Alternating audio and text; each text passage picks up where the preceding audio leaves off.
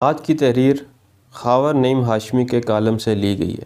آج کی ویڈیو میں ہم آپ کو بتائیں گے کہ نرگس اسٹیج اداکارہ کیسے بنی، کیا اس سے فوش فلمیں ان کے ماں باپ نے کروائیں، ان کا شوہر انہیں سب کے سامنے کیوں نچواتا رہا۔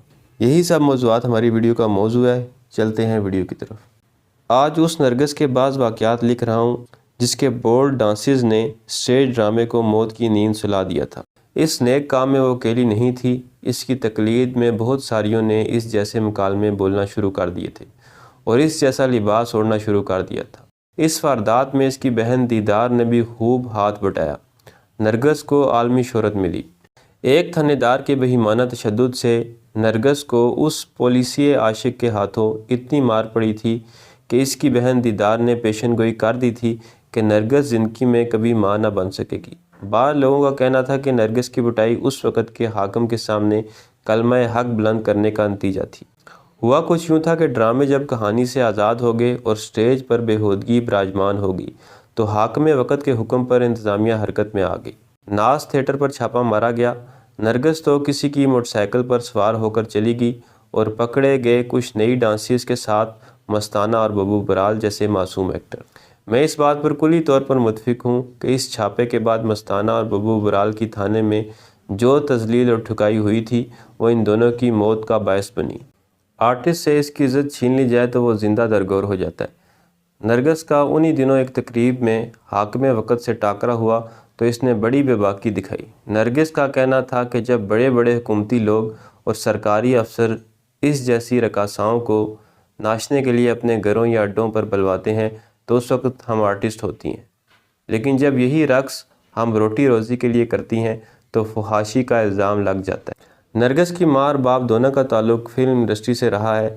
باپ ساؤنڈ ریکارڈسٹ اور ماں چھوٹی موٹی ایکٹریس تھی۔ میرے خیال میں نرگس بہت ٹیلنٹڈ تھی۔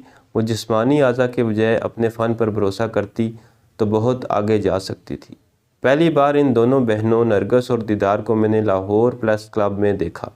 آزادی صحافت کے حق میں بھوک ہڑتال کیمپ لگا ہوا تھا۔ یہ دونوں بہنیں وہاں پھول لے کر آئی تھیں۔ کلب میں موجود ایک رپورٹر نے ان دونوں بہنوں کے تاثرات لینے کی کوشش کی تو دیدار جھٹ سے بولی، ہمیں کیا پتا کہ یہاں کیا ہو رہا ہے، صحافیوں کی بھوک ہڑتال کیوں ہے؟ ہمیں تو فوٹوگرافر نجمی نے کہا تھا کہ پھول لے کر آنا اور ہم گلدستے لے کر یہاں پہنچ گئیں۔ پھر نرگس سے ایک ملاقات ہوئی ایک سماجی تقریب میں۔ وہ اپنی ماں کے ساتھ وہاں آئی ہوئی تھی۔ نرگس نے مجھے بتایا کہ وہ ایک فلم پروڈیوس کرنا چاہتی ہے۔ میں نے پروڈکشن میں آنے کی وجہ جاننا چاہی تو اس نے ماں کی جانب تکتے ہوئے جواب دیا، میں اس فلم میں بتاؤں گی کہ ہم جیسی لڑکیوں کی مائیں اپنی ہی بیٹیوں کے ساتھ کیا کیا کرتی ہیں۔ نرگس نے کئی سال بعد بلو 302 کے نام سے فلم بنائی۔ بلو اس کی ماں کا نک نیم تھا۔ باکس آفس پر یہ فلم کامیاب رہی۔ اس کے بعد بھی اس نے کئی فلموں کو فنانس کیا جن کی ہیروئن وہ خود تھی۔ نرگس نے اپنے عروج کے دور میں شمع سینما ٹھیکے پر لیا اور سٹیج ڈرامے پروڈیوس کرنے لگی۔ جب بھی ملتی تھیٹر دیکھنے کی دعوت دیتی۔ ایک رات 11 بجے کے قریب سینما والی سڑک سے گزر ہوا تو یہ سوچ کر گاڑی روک لی کہ چلو آج تھوڑا سا ڈرامہ ہی دیکھ لیتے ہیں۔ اس وقت وہاں کوئی آدمی موجود نہ تھا، تمام لائٹس بند تھی۔ داخلی دروازے پر ایک دربان کھڑا تھا۔ میں نے دربان سے سوال کیا کہ کیا آج ڈرامہ نہیں ہو رہا؟ اس نے بتایا کہ ڈرامہ تو آدھا ختم بھی ہو چکا ہے۔ میرے تعارف کرانے پر وہ اندر گیا اور داخلے کی اجازت لے آیا۔ سینما ہال کے تمام دروازوں پر بڑے بڑے تالے لگے تھے۔ مجھے چور دروازے سے ایک چھوٹے سے کیبن میں لے جایا گیا جہاں سے سٹیج اور ہال کو دیکھا جا سکتا تھا۔ اس وقت نرگس کسی گانے پر پرفارم کر رہی تھی۔ کیبن میں نرگس کی ماں اور باپ سٹیج پر نظریں جمائے بیٹھے تھے۔ ہال تماشبینوں سے کھچا کھچ بھرا ہوا تھا۔ گانا ختم ہوا اور نرگس سٹیج سے آؤٹ ہو گئی۔ چند ہی لمحوں بعد وہ تیزی سے ہمارے والے کیبن میں داخل ہوئی اور واش روم میں گھس گئی۔ اس کے پیچھے تیزی سے ایک آدمی بھی کیبن میں داخل ہوا اور سانس لیے بغیر نرگس کے باپ سے مخاطب ہوا، ابا جی دیکھیے اب تو لوگوں کا موڈ بنا ہے اور یہ کہہ رہی ہے اور ڈانس نہیں کرے گی۔ مجھے بعد میں بتایا گیا کہ وہ نرگس کا خاوند ہے اور کینیڈا کا گرین کارڈ ہولڈر ہے۔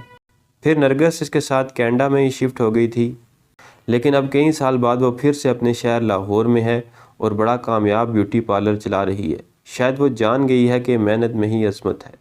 یہ تھی میری آج کی ویڈیو پسند آئے تو چینل کو سبسکرائب کریں۔ ملتے ہیں اگلی ویڈیو میں۔ اللہ حافظ۔